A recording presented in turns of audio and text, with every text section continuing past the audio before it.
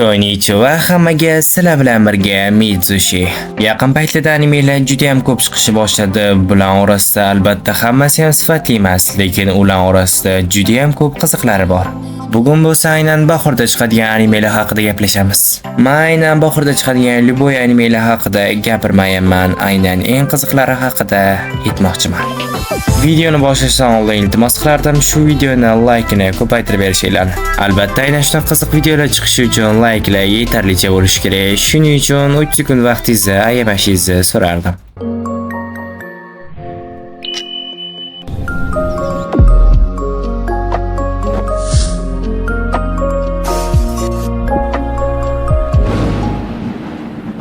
Bitta tasavvur qilib ko'ring, siz davlatingizdagi eng nufuzli maktabga kirdingiz. Lekin u joyda baholamas ko'proq balla muhim bo'ladi. Har oy davlat sizni balingizga millionlab pul tashlaydi, lekin evaziga sinfingiz imtihonda yurish kerak.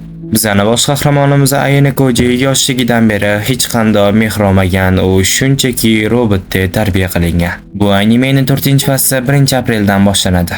Yangi chiqayotgan animelar haqidagi ma'lumotlarni o'tkazib o'rgandan ko'ra, meni Telegram kanalimga obuna bo'lib qolganingiz million marta yaxshi.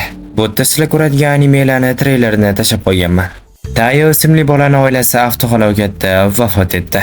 U bundan keyin qolganlardan uzoqroq yuradigan bo'lib qoldi, faqatgina uni bittagina yaqin insoni bor edi. U bo'lsa Yozakura Mutsumi.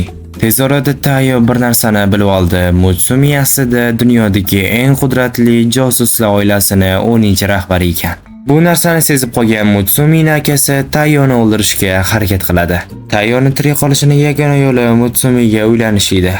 U buni amallab qildi ham, lekin endi uni boshi balodan chiqmaydigan bo'lib ketdi.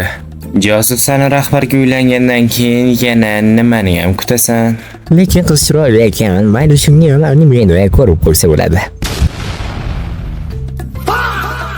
Bu animening 2-fasli bo'lsa 12-apreldan boshlanar ekan. Buni mazax ko'rishingiz aniq, sababi bu komediya bilan juda qiziq bo'ladi.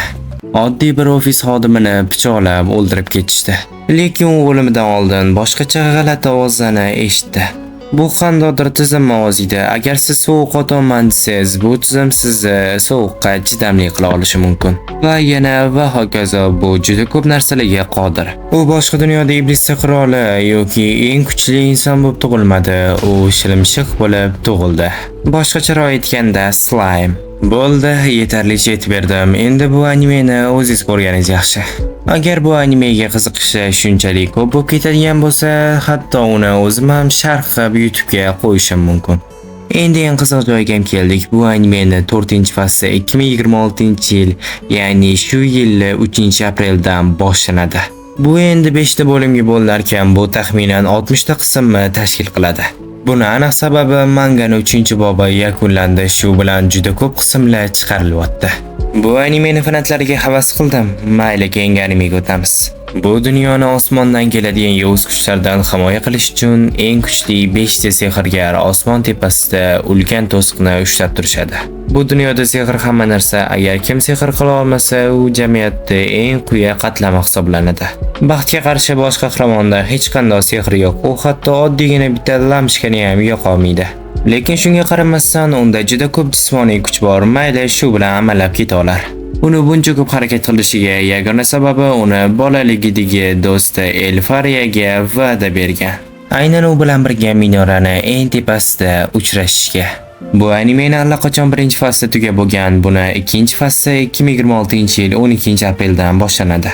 Agar sizga Harry Potter filmi juda ham yoqqan bo'lsa, vaqtida bu anime siz uchun juda ham mos keladigan anime, faqatgina sal boshqacharoq. Yana bitta isekai qarshi olsak bo'ladi. Har doim isekailarda doim bosh qahramon o'lgandan keyin boshqa dunyoda juda ham kuchli bo'lib ketadi, nima bo'lishidan qat'iy nazar.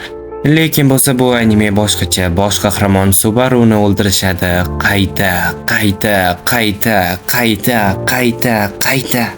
Eng achinarli tarafi bo'lsa, Subaru har safar o'lgandan keyin doim o'lgan paytlarini eslab qoladi. Qolganlar bo'lsa, oddiy hayotlarini shunchaki davom ettirishadi. Va yana, bilaman buni kutuvdinglar. Qiziq animelarni Anibladan tomosha qiling. Chunki o'ttancha yaxshi sifatda bo'ladi. Xavotir olish shart emas. Bunga o'zim javob beraveraman. Mayli, unda kutmaylar. Re:Zero animesining 4-sezoni 2026-yil aprelda chiqariladi.